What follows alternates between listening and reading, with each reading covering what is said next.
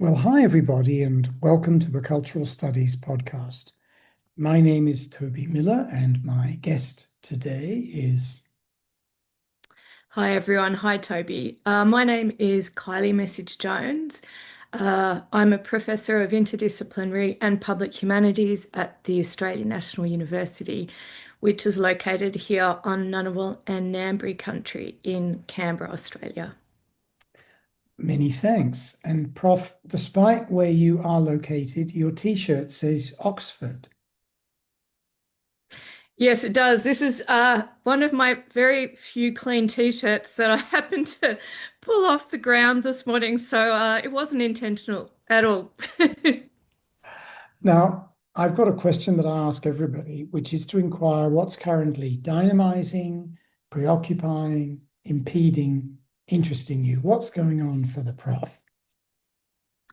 Well, today there's probably a couple of things that are dynamizing and impeding me. Hmm. One is that it's incredibly hot in Australia at the moment, Uh-huh. and I'm concerned, as we all are, about the effects of climate change immediately on my garden, but on my elderly neighbours who are kind of suffering in the heat.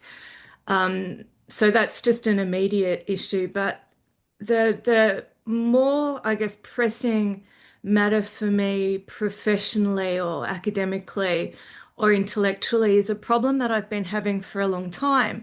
And that is how to understand the similarity or differences between qualitative data sets and quantitative data sets. Yes. Do you identify more as qualtoid or quantoid as a person? Well, I think by kind of temperament and definitely by training, I'm a qualitative researcher. Mm. Um, but I'm a researcher who's worked on lots of different kinds of data sets over the decades. And in particular, the data sets that I'm really fascinated with currently are museum collections. Hmm. And collections are not considered to be, a data set in a social science kind of way. Mm. But what I'm fascinated by is how we might understand not necessarily the similarities and differences between a museum collection as an information data set and another kind of survey instrument or something like that, but how we might be able to take information from both of those kinds of sets of knowledge and information and experience to build something that's more than a sum of its parts. And Mm. I don't really know how to do that. I guess the thing they have in common is that they both look at objects or processes or animals and find categories to delineate them. And then they work out how many things or people or other animals, plants fall into the categories and how they intersect. And then whether they manipulate that qualitatively or quantitatively, they put them back into words. They look for Mm, words just as they did at the beginning when they were seeking categories. mm. There are things that are common, no, across that division. Well, I think that what where I think I'm going is that the commonality is in the systems. So they're both systems of knowledge production. And it's true that both collate objects, but as a qualitative researcher, I see that those objects reflect experience, and the experience and the objects that are being collated are all relational. So the problem that we often have with both museum collections as a data set and perhaps a different kind of survey instrument is that the relationships between the objects captured in those systems are not clear. And I think what I'm looking for is a way to overlay those two different kinds of categorizations to understand to create a more textured and rich understanding of the world at a given time. I mean, presumably, of course, the kind of collection that I'm talking about and the survey that I'm talking about would be on the same topic or a similar topic. But the fact is that if you're looking at a collection of objects of, protest and reform movements from a particular period.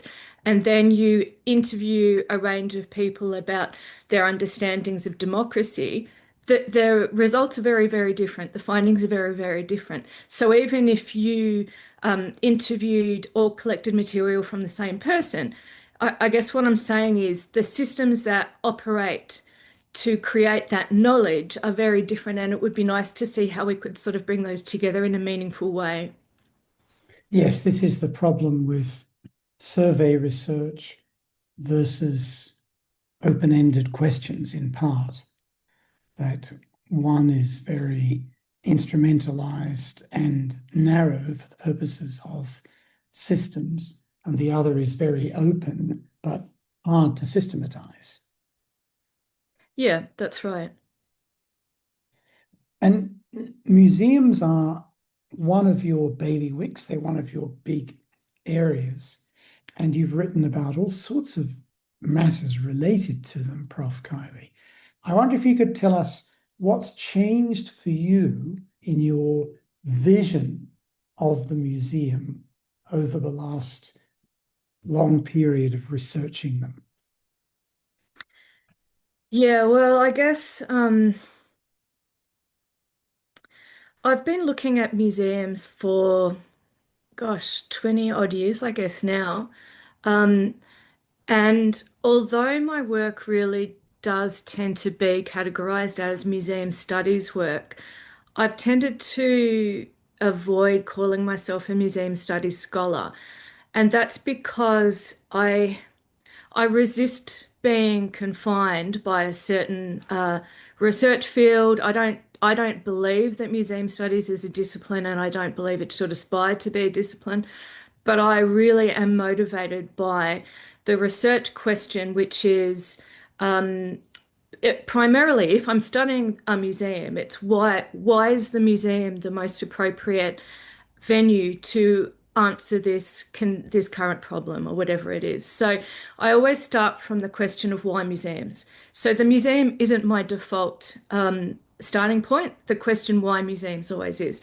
And so that's why over the next sort of, over the last several decades, I've really shifted away from just looking at museums to looking at other sites of political exchange and cultural exchange. So now I work a lot more on universities because I spend so much time working in universities and with universities, but also because a lot of the university work that I do focuses on collaboration and connections with museums and other kinds of cultural institutions. So I guess that doesn't answer the question of how I've seen museums change. I mean, the easy question, or the easy way I could answer that question is that I think museums, certainly museums in the United States, have kind of become a bit more conservative, which of course makes a lot of sense given the current political climate there. But the concern, I guess, there is that there is an anxiety apparent in museums around collecting and exhibiting material that could be considered politically inappropriate or politically unpalatable. So, over the last kind of 15 years or so, there was a real shift toward understanding museums as activist spaces that had a social justice agenda. But I've always been curious about why that is the case. Now, in some ways, that makes a lot of sense because the museums that I work with are primarily national museums, and we know that one of the key characteristics of democracy is to create an informed electorate. So museums need to be contributing to that goal.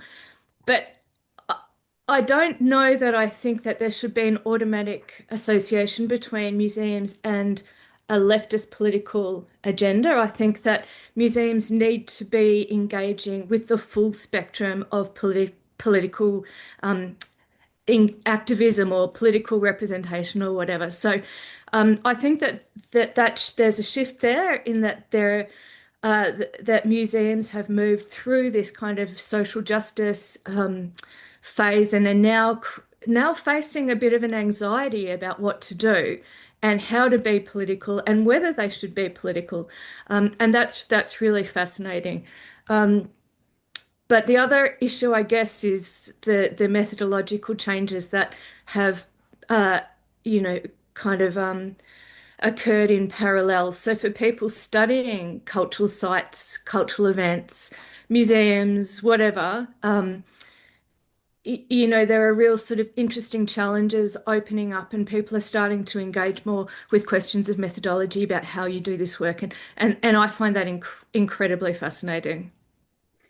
And that leads me on to asking you about my apologies for the podcat who is, I just had to get rid of mine. I just shoved him out the door. So well, he's very jealous, and whereas the other cat isn't. And he does two things, three things. One is he uses his mouth to remove my reading glasses if I have. He gets behind the laptop to close it. And if I'm typing, he gets behind the laptop, and if he's not closing it, he puts his claws out and scratches my fingers when they emerge from the sides of the toy. So, Prof, I want to ask you about the Humanities Research Centre, of which you're the director. I guess this is one of the sites in a way that you study. I mean, not yeah. necessarily it, but things like it. What sorts of He just headbutted me in the jaw, listeners, in a very gentle way that indicates, who is this lady you're talking to? I am the gentleman of your life, Beautiful. and I want more attention. Thank you very much. Mm. Uh, my query is, what sort of site is the Humanities Research Centre at the Australian National University? That's a really great question. So I'm director of the Humanities Research Centre at the ANU, and it's a centre that's been around for over 50 years now. It's got a very long history. Uh, and in recent years, I've really kind of shoehorned it, I guess, into being more a site of public culture than just a site of scholarly kind of isolation. So our primary activities, the centre's primary activities, are to support visiting fellows who come every year, usually like around 20, 25 every year, um, come from international universities or interstate universities, and they spend up to 3 months at the centre. And the thing about that is that they work with each other, they do their own research, but it's a very collegial and collaborative working space. They come and they work on their own research, but it's usually theme oriented. And so, we put a lot of focus on that kind of collaborative work, and we encourage them to move into other areas of the university and other parts of the community. Um, so we mostly we mostly host visiting fellows, and we also offer a range of activities and do a lot of work with places like the National Museum of Australia. So, I mean, in many respects, the way that I think of the Humanities Research Centre is as an interface between the university and the work that universities do, and a range of other, I don't know, interest groups like the public, like museums, particularly national museums that share a public good focus. And we try and facilitate relationships around not just knowledge building, but knowledge sharing and communication. Now, one of your articles I read starts off by talking about the Australian National University as a disaster, Hmm. not institutionally or administratively, but climatically. And you write about the sort of impact that hailstones, fires, storms have had on it over, I guess, the last 5 years. Does, given the sorts of anxieties we see almost everywhere in the world about universities, is that some sort of metaphor for you? Yeah, that was a funny time actually. So the Australian National University is unusual for Australian universities in that we are funded differently from other universities. We're funded directly from the federal government. Not exclusively, but we do get something called a block grant that doesn't go to many other universities. It's certainly not at the same level. And we've always had a national outlooking function. Now, when the other thing is, as you say, we've been through a number of kind of disasters or crises, some of which have been institutionally kind of generated, has been the case over the last year, and that's been quite traumatic for everybody involved. But previous to that, yeah, we had a hailstorm, we had a dust storm, and the issue there was that, in actual fact, one of the hailstorms was so bad that I think it was something like 80% of the cars on campus were either written off or damaged by hail. And in fact, it was kind of funny because you couldn't buy a car. You couldn't get a secondhand car. You couldn't get a new car. There was car stores in Canberra were completely gone because not just the university, but the hailstones, which were kind of the size of a golf ball, just like ruined everybody's cars in Canberra. And because the university doesn't have much undercover car parking, a lot of cars were damaged. But along with that, we had like buildings were damaged, libraries were damaged, huge collections of books were ruined, things like that. The university is still undergoing repairs from that hail damage, and it was just before COVID, and everybody had to leave the university. So it was before the period where people were used to working from home. And what that meant was that we'd had this pre-COVID experience of being sent off campus. And then the issue was that we kind of all had to come back to campus just before COVID hit. And when I wrote that article, what I was really focusing on was how universities rebuild cultures of community. And that's one of the things that the Humanities Research Centre does so well. We bring people together.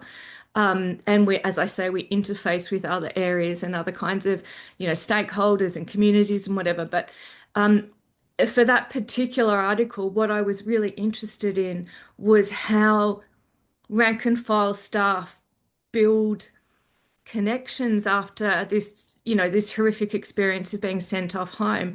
And then, of course, we had to kind of go through it all over again.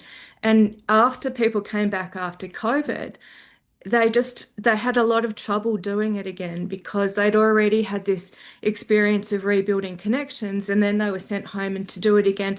They almost felt like they were on a cycle. So like people would say to me, I interviewed a heap of people and they were saying things like, I'm just not going to bring my books back into the office. Like I've set up a working space at home. I don't want to pay for parking anymore. All of these things. So our work cultures had changed really significantly and dramatically in quite negative ways that have been really challenging to overcome. That leads me on to a question about another essay of yours that I've read in a journal called History Australia, I think, where you talk about the public humanities and alliances between universities, hail-laden or not, and museums. Can you tell us a bit about what's meant by the public humanities and how those partnerships work or should work?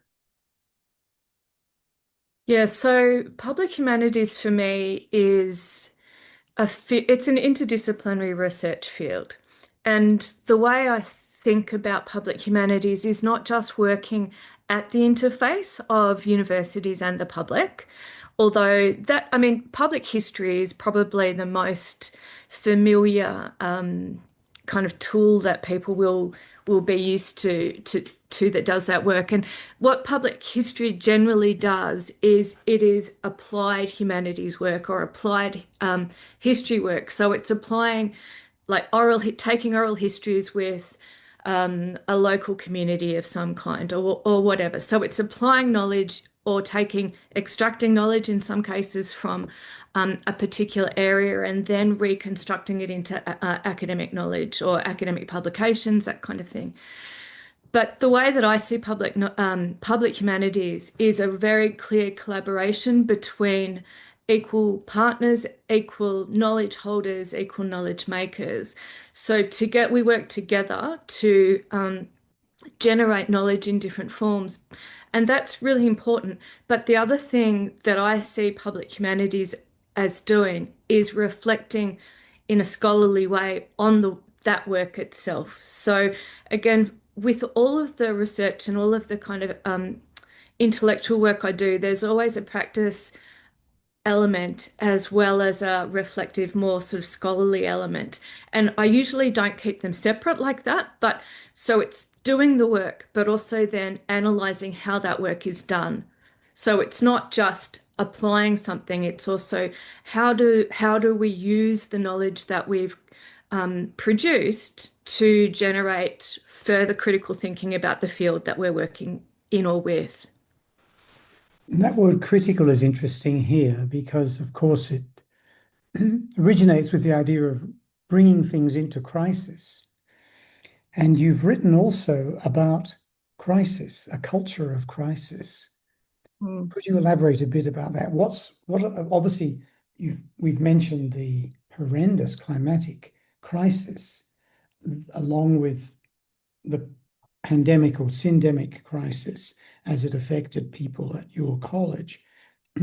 But more broadly, you write about there being a crisis of culture. Yeah, and it's a form of kind of crisis or conflict or tension is something that I'm very drawn to. And I think it's so interesting because crisis is a disruption of our everyday normal experience or feeling of being comfortable. But it's also easy to fall into the trap um, of just expecting continual crisis. So and I guess the question there is if we're in a cycle of repetitive crisis that just kind of keeps repeating or escalating, what then is crisis? Like if you're in a state of constant crisis, then that's the norm. That's the baseline. So what then does a real crisis look like? So if you think about the United States at the moment, every day there's a new crisis, and they're all terrible and damaging and awful. But at what point do you say, well, if we are in a state of complete continual crisis, well, where do we go from there? So um, so crisis for me is a really productive kind of point of tension to understand. And it's a point of tension that I really like to think about in disciplinary terms as well. So, like for instance, I'm actually at the moment just writing a paper called Why Does Museum Studies Need Criticism? And I'm quite interested in the relationship between critical thinking and crisis.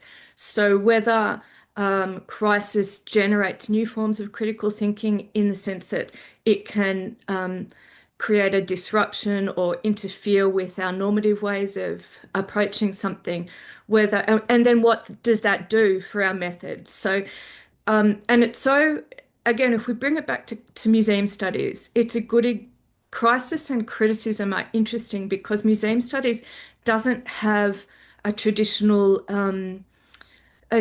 kind of modernist canon of methods and theories. It's a fundamentally interdisciplinary research field. So that's why I don't call museum studies a discipline. I call it a research field.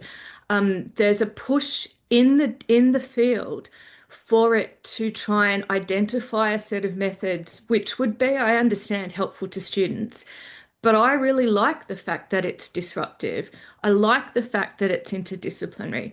And the reason I do is because not just because I think that it's convenient to just choose whatever methods you want for a certain issue or whatever. In fact, quite the reverse. I think that being taking an interdisciplinary approach to a problem means that you really need to identify why the approach you're taking is the right one. And you need to understand not just the boundaries and the points of tension between disciplines, but you need to really understand those disciplines as well. So for me, as somebody who's trained in history, art history, anthropology, and cultural studies, I need to know kind of be on top of all of those fields. I can't just like pick and choose bits and pieces from all of them. And so to go back to my initial kind of problem of how do I deal with a quantitative museum collection and then perhaps compare it to a qualitative museum collection and compare that to a quantitative data set, that then means that I need to really understand political science as well. So we get into this really interesting thing of how do you how do you do your work and how do you use those different forms of knowledge to disrupt the field that you work in, which I think is our job as academics. But yeah. Speaking of disruption, arguably one of the core elements of the great tradition of the university and the museum is their sense of continuity, that they manage to be sustained, rather like public broadcasting and some elements of the arts, regardless of crisis, regardless of innovation. They are pillars, and they are also custodians of history. This got very periodically has been derailed by insurgent forces. And those insurgent forces in the 1980s, 90s, and into this century in the Anglo world, but not only the Anglo world, tended to be from post-colonial, feminist, queer, First Peoples angles. Now they're fascists who are the insurgents. Discuss. Uh, yeah, it's oh gosh, where to start? I mean, I think when I think about universities principally, but I guess museums also would fit into this, but in fact, museums certainly do as well. But I'm always kind of thinking about their obligation to function as sites of the public good, as well as sites of knowledge and sites of tradition. So, what I'm always open to looking for is where that public good can be located. And the question I often have for myself as much as for other people is how do you work within a system that is so fundamentally inequitable to so many parts of our community? And I think, for that's a real kind of moral challenge for a lot of people, including me. So part of the work that I do is, well, first of all, it's recognizing that not you can't be all things to all people, but it's making space for where other people need to do the work that needs to be done. And so it's our responsibility as people who work at that interface between universities, museums, governments, the public, whoever, whatever, to open up that space and to be generous and to be open to being told that we're not the right people to do the work or to do the work together or things like that. So um, it's a long kind of and perhaps not a great answer, but it's how do we like because as you say, national museums and universities are not going anywhere. So how do we construct that sense of urgent crisis, that sense of criticism within the systems that we work within. And the answer is not going to be the same everywhere or for everyone, but it's an everyday thing that we all need to be kind of conscious of because it, it's a really acute ethical um, challenge for all of us. Well, I think that's a wonderful answer. Thank you very much. And I wanted to draw that then down, up, or sideways to something you've written about specifically, which is controversies over national museums and the stories they tell, and how those stories, contradictory or otherwise, articulate to notions of citizenship. Yeah, and this links back to that question about, or to the issue about museums needing to be open to the whole range of political experience as well.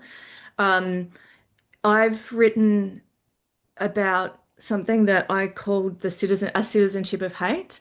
I'm not a hate studies scholar by any stretch of the imagination, but I am really interested in the ways in which this isn't actually recent work, and I suspect if I did this work now, I would do it differently. And I think my work probably looks a little bit outdated and naive on this particular topic now. But when I was doing that work, it was in that post-Charlotte period, and it was when the Capitol was being, there was riots on the Capitol after Biden had been inaugurated.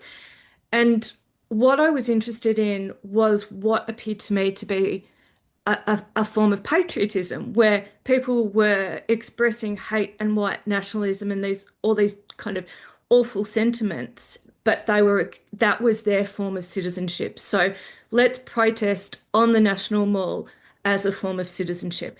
And that is interesting in the sense of how individuals understand their relationship with sites of governmentality.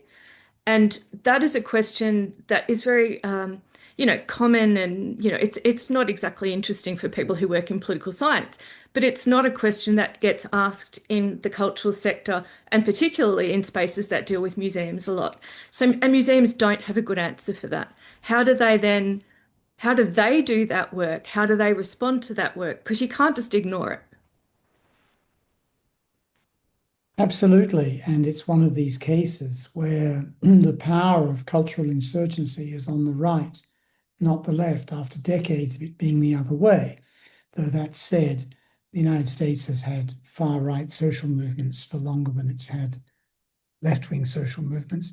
Now, I want to move Yep. on to what is very unsteady terrain for me, Prof. Kylie, if I may, because for some years now I'm working outside the Anglo world. And so I'm going to ask you about books you've written that I've not read.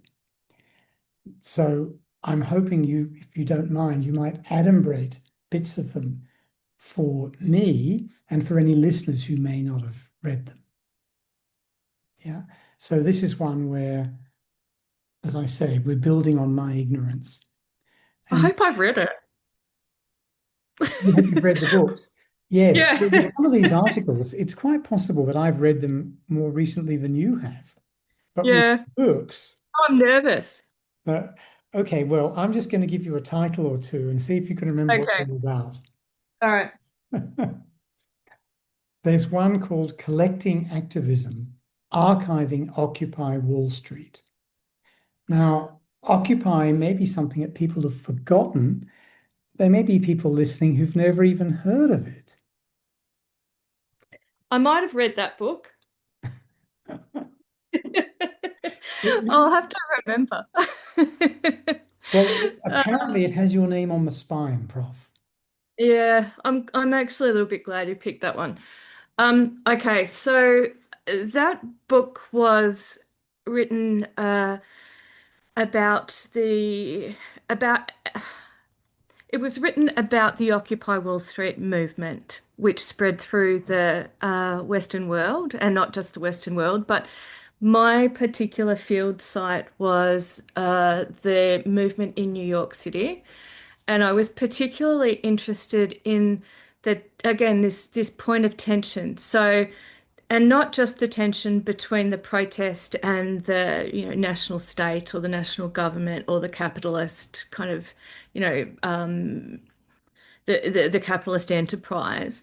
But what I was really interested in was the tension between the ways in which the Occupy participants were trying to create a collection of their own experience and how that differed from the ways in which museums from around the city and around the country were also trying to collect material from the Occupy movements. And so what I did was spend a lot of time with a participant, an amazing woman called Amy Roberts, who tried to create an internal archive. And what was so fascinating about this was that the archive that was being produced and collected and created by the Occupy protesters was generated by a group of archivists. So they knew what they were doing. So these were people who had, or they were either library students or they'd worked in museums or archives around the city, and they were committed to this cause and they decided that. And so this kind of goes back to that point that I was saying about finding the right people to do the right work. And so for them, as people who had archival experience, they were the right people to collect and to create a representation of the Occupy movement. And they did it in this really fascinating way that was both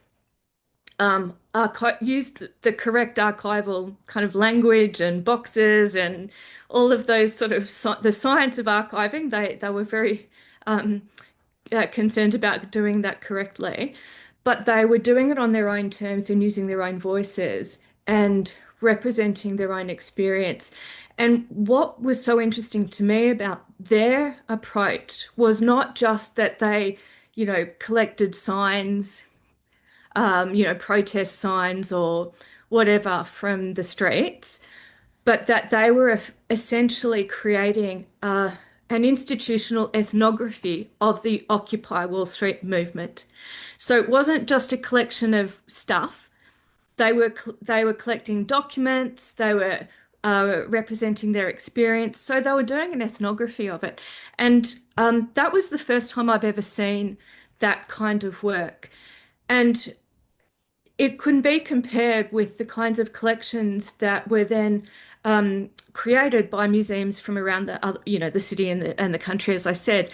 And what those places tended to do would be that they would have a curator come in, take some stuff, and nick off with it. So I kind of call it helicopter collecting. You fly in, you grab some stuff, and off you go. And of course, that creates lots of issues with copyright because often those people don't get copyright. If it's a sign that somebody's personally made, like that's their intellectual property.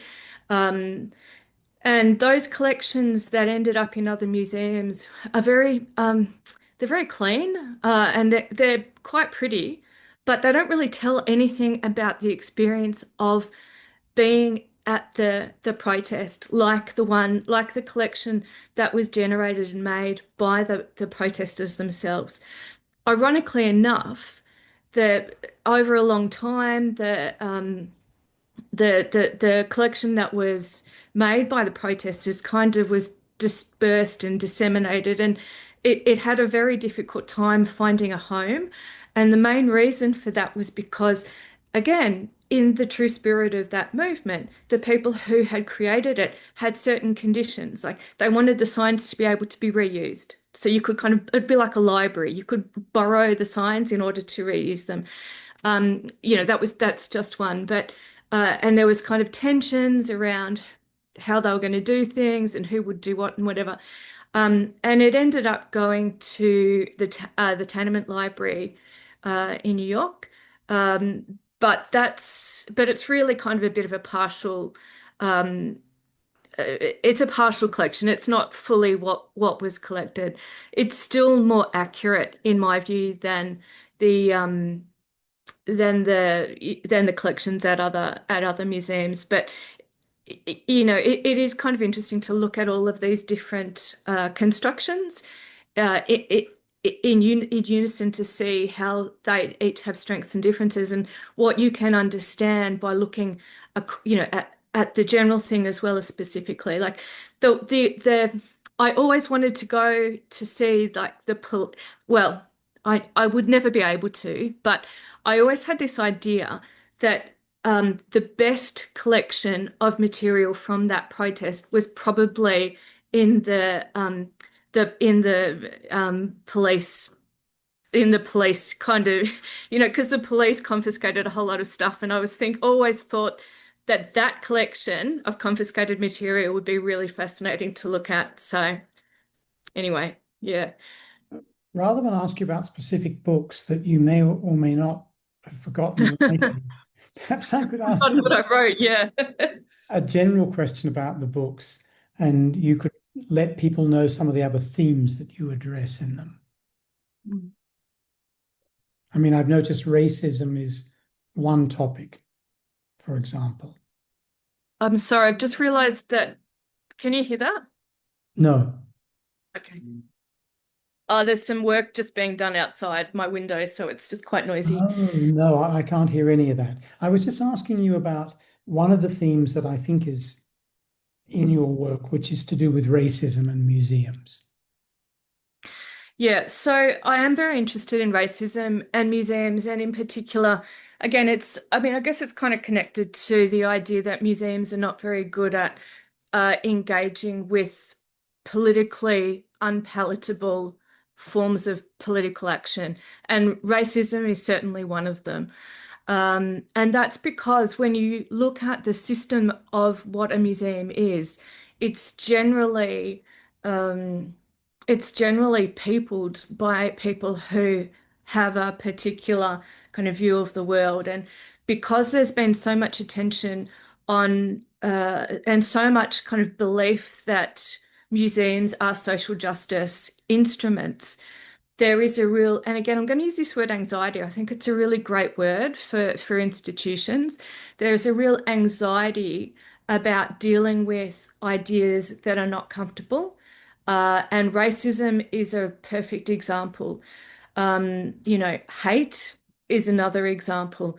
I guess representations of kind of terrorist activities is another one, except that's a little bit different because there is a clear yes or no.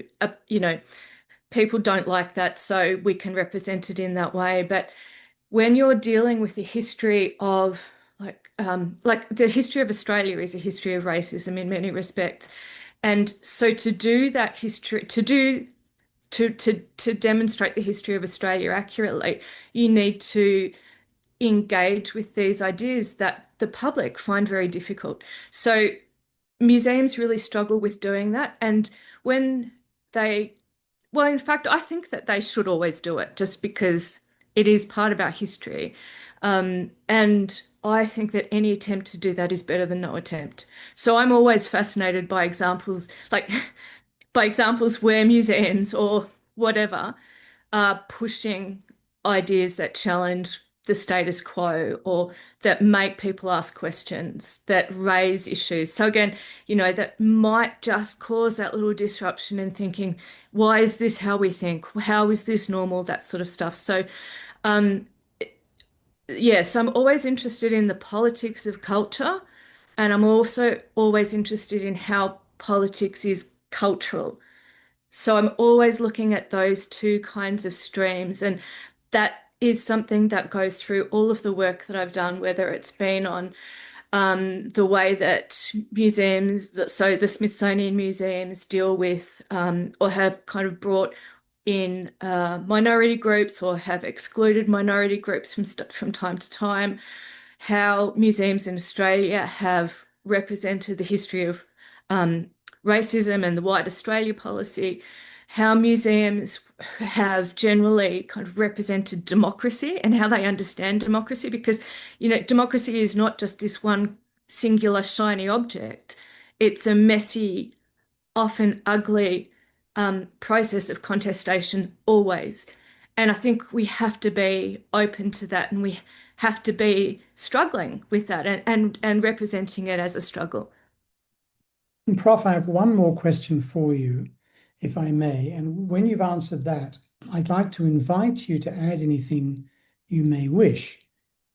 That could take the form of traversing terrain we've already covered, where you want to mention something more, or it might be an entirely new theme that we haven't discussed. Does that sound okay as a means of bringing things to a close? Yep. So my last question, I think, very much relates to what you were just saying, and it's about your work on the contestation over the formation of national identity with reference to the National Museum of Australia. Could you tell us a wee bit about what form that contestation has taken? The National Museum of Australia is a really good example for understanding the construction of national identity and for understanding challenges and public struggles over what national identity is. And that's primarily because when the museum opened in the early 2000s, no, yeah, 2001 was it? I can't remember, but very early 2000s, it opened in Canberra, which is where I live and work. Um, but Canberra is the national capital of Australia, and it already had a range of other. It's Canberra is a lot like Washington DC, so we have the primary national cultural institutions here, and we, in particular, have something called the Australian War Memorial. And when the National Museum of Australia was conceptualised, so it opened in 2001, I think, but it had been conceptualised in 1975. And it was specifically designed to not be like the War Memorial. And the War Memorial is a very traditional site of kind of white nationalism, actually. There is um, until recently, there has been no representation um, of oh, what do you call it? Um, the wars between Aboriginal people and white settlers. It's very much oriented toward a singular, homogenous view of what Australian identity is. And so when the National Museum was conceptualized, it was designed to be something that was more of its time. And it was something that was produced to engage quite consciously with the culture wars. But the problem then was that when it opened, the Prime Minister of the day was quite shocked by what he saw, which was again this a museum that was in the mode of a social justice aware kind of institution that presented an identity as diverse, heterogeneous, and inclusive. And he didn't like that at all. And he said, "This is the most unmuseum-like museum I've ever seen." He said that at the launch of the museum. So right from then, the museum, I mean, it had already kind of like burst into the culture wars. Like its architecture is very unmuseum like, traditionally speaking, I suppose. It's very postmodern. It had Braille. It's got Braille on one of the exterior walls that says sorry as a sign of reconciliation between Australian people and Indigenous people. So it really kind of opened into this space and generated an interest in these conversations, and people really were interested in it. The government of the day wasn't interested in it or didn't like it. But what had then ended up happening, which was actually really hilarious, was that the government was so shocked at what the museum was and how it represented national identity that it gave them a bunch of extra money to go and buy things like a cricketer's hat and it's a sort of more traditional symbols of Australian identity. So, but anyway, I mean, the point really is that it was designed to be a very different kind of identity space and to have conversations about what identity was in our sort of civics in our civic sphere.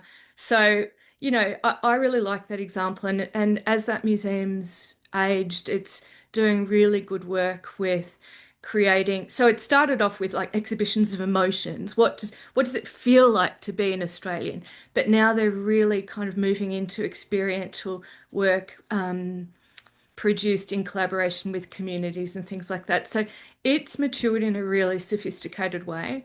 The War Memorial is still exactly the same. Wonderful. So, Prof, to conclude matters, is there something you'd like to add? As I said, it could be something entirely new, or it might be a partial retracing of our steps. No, I think my main kind of takeaways are that the kind of work that I do, it does tend to get categorized as museum studies, but Mm. I suppose because the work I'm doing at the moment is really interested in unpacking what museum studies is, I prefer to think about it as public humanities. So that's why I use the term public humanities, because I think um, you know, a lot of people don't know what museums are and aren't interested in museums. And I think that it's our job as academics to really encourage and to proliferate writing and work that focuses on the value of culture. So, one of the things that I'm really passionate about is writing for the public. So, I don't just do scholarly work and I don't just work with museums and whatever, but I spend a lot of my time writing for the ABC, for local papers, for things like that.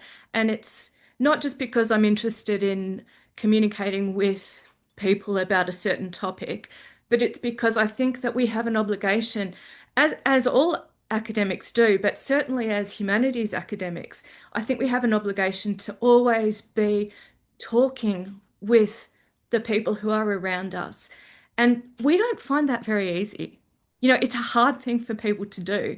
So I hone that skill and I work hard to do it, and I really enjoy it. But the reason that I do that is because I think we have a responsibility to people to also to um, I guess defend the value of the work that we do as people paid by universities to do this very privileged, very wonderful, special work that we do.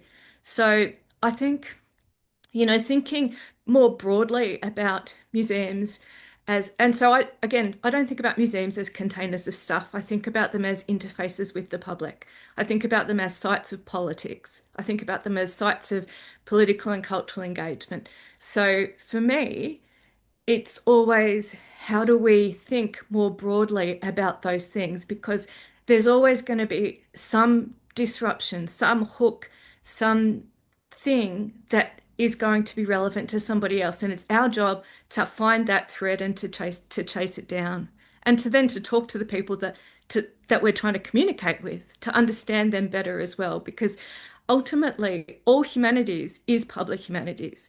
And I guess that's the message that I really sort of that motivates me in my work. Wonderfully put. Thank you so much, Prof. It's been lovely learning from you today, as it has been over the years reading your work.